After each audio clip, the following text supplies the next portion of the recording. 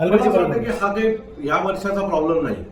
दरवर्षी पावसाळा आला की नाशिक रोड असेल, ठाण्यात खड्डे पडतात आणि पावसाळा सुरू व्हायच्या आधी आम्ही सतत हे अधिकारी वर्ग असेल किंवा हे राजकीय नेते असतील यांच्या पाठी आम्ही सतत सांगतो की तुम्ही पावसाळा यायची वाट बघू नका, पावसाळा यायच्या आधी या खड्ड्यांचा कायमस्वरूपी बंदोबस्त करा. आज नाशिक रोडचं आज तुम्ही एक्सप्रेस हायवेमध्ये रूपांतर करताय, तिथे कॉन्क्रिटीकरण चालू आहे, सगळं सुरू आहे, तरी सुद्धा देखील जर आज एक तरुण मुलगा आज खड्ड्यात पडून गेला, काल एक महिलेचा मृत्यू झाला, नाशिकमध्ये 4 लोकांचा मृत्यू, सरकार आहे कुठे? आमच्या ठाण्याचे पालकमंत्री आहेत कुठे?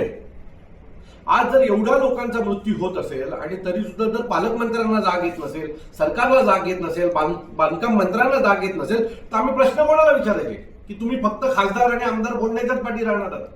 आज जी काही भिवंडी रोडची परिस्थिती आहे, तुम्ही भिवंडी वाडा रोडला गेलात तर लोक बोटी घेऊन तिथे आंदोलनं करतात, पण तरी सुद्धा जर प्रशासनाला जाग येत नाही आणि हा वर्षानुवर्षात लोकांचा हा प्रश्न आहे.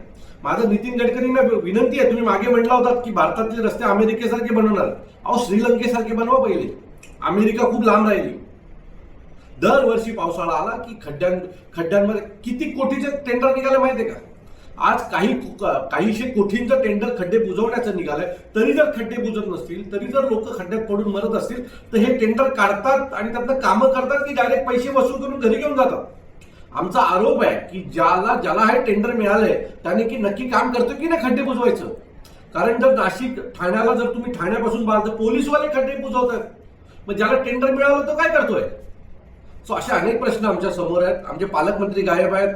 ठाण्यात एवढे प्रश्न आहेत, त्याच्यावर कुठेही आमचे पालकमंत्री बोलताना दिसत नाहीये. तुम्ही खूप मोठे व्हा, पण तुम्ही मोठे होताना ज्या लोकांनी तुम्हाला मोठं केलंय त्यांना विसरू नका ना. आज ती लोक जर रस्त्यात पडून मरणार असतील तर मला असं वाटतं याच्यापेक्षा दुर्भाग्याची बाब ही ठाण्यासाठी नसेल. माझी विनंती आहे सर्व प्रशासनाला की ताबडतोब आता गणपती येत आहेत, दहीहंडी सुरू होईल, यातून एखादा बाळ गोपाळ जाऊ नये, एखादा गणेश भक्त जाऊ नये, याची तरी आता काळजी घ्यावी, एवढीच माझी प्रशासनाला आणि राजकीय नेत्यांना विनंती. नितीन गडकरी अनेक रस्ते ब्रिजेस बांधतायत, चांगल्या क्वालिटीचे, मात्र असं असताना देखील तुम्ही भ्रमात आहात.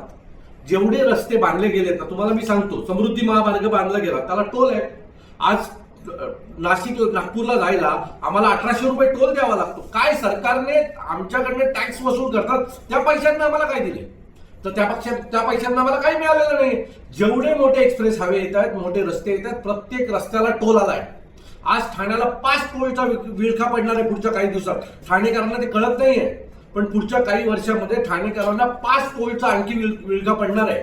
त्याच्यामुळे फक्त नवीन टेंडर काढणं, कंपन्यांमधनं बँकांमधनं मोठे कर्ज वसूल करणं, त्यातून आपल्या स्वतःची टक्केवारी करणं लोकांशी काही घेणं देणं नाहीये.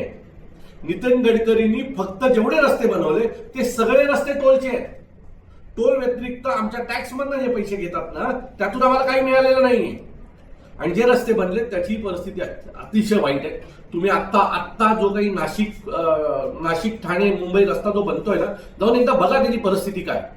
अहो, ते कपिल पाटलांच्या घराजवळचा जो ब्रिज आहे ना, तो आत्ताच खाली ढासळलाय. सो असे जर कामं तुम्ही करणार असाल, असे जर तुम्ही रस्ते बनवणार असाल तर लोकांचा मृत्यू अटल आहे आणि राजकीय नेत्यांना आणि अधिकाऱ्यांना उद्या विसरून जातील, कोणी प्रश्न विचारायला नाही. त्यामुळे जोपर्यंत पुढचा कोणी माणूस मरत नाही तोपर्यंत आता आम्ही शांत बसणार आहोत.